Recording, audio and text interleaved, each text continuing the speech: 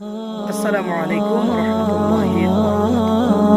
প্রিয় দেশবাসী, আলহামদুলিল্লাহ পবিত্র রজব মাস আমাদের মাঝে চলছে।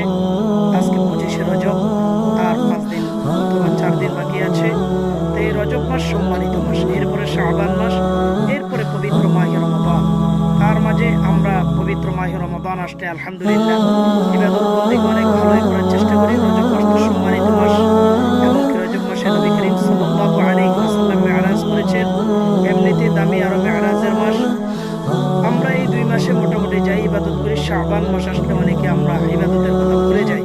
রাসূল করিম সাল্লাল্লাহু আলাইহি ওয়াসাল্লাম যখন শাবান মাসের আগমন করত, যখন আল্লাহর হাবিব বেশি বেশি ইবাদত করতেন, বেশি বেশি দুরূদ শরীফ পড়তেন, বেশি বেশি সিয়াম পালন করতেন। সাহাবীরা বললেন, রজব মাস দামি, রমজান মাস দামি, সাইয়্যিদুশ শুহুর, কিন্তু এই পবিত্র শাবান মাস, এই মাসে আপনি কেন ইবাদত বেশি করেন?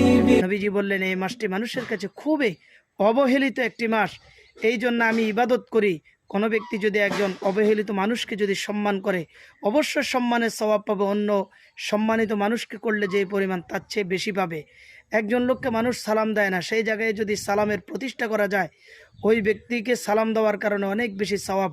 এই পবিত্র শাবান মাসকে যদি আমরা মূল্যায়ন করতে পারি, সম্মান করতে পারি, অবশ্যই আমরা সম্মান পাবো।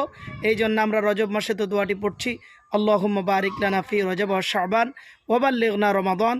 এই দোয়াটি আমরা রমজান পর্যন্ত পড়ব, এবং কি রজব মাসে আমরা যেইভাবে আমল করছি ওইভাবে তার চাইতে বেশি শাবান মাসে আমরা আমল করার চেষ্টা করব, এবং কি নফল সিয়াম বেশি বেশি পালন করার চেষ্টা করব।